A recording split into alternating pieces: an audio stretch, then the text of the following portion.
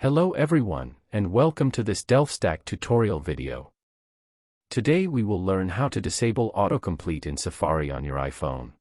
This feature normally helps by automatically filling in information like your name, address, passwords, and credit card details while you browse websites, but if you want more privacy or prefer to enter details manually, you can easily turn it off. To begin, open the Settings app on your iPhone.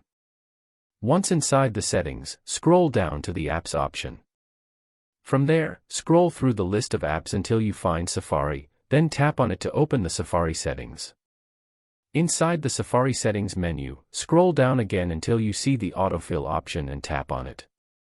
This section controls all the automatic filling features that Safari uses when you are browsing or entering information on websites.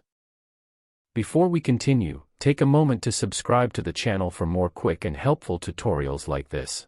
You will see options such as Use Contact Info, which allows Safari to fill in your personal details like your name, phone number, and email, and Credit Cards, which stores and automatically fills your payment information when you are checking out online.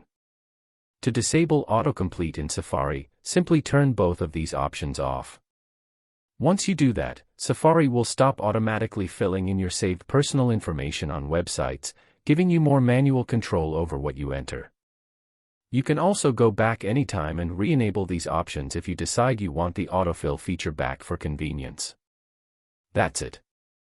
You have successfully disabled autocomplete in Safari on your iPhone. If this video helped you, feel free to check out more quick tutorials like this.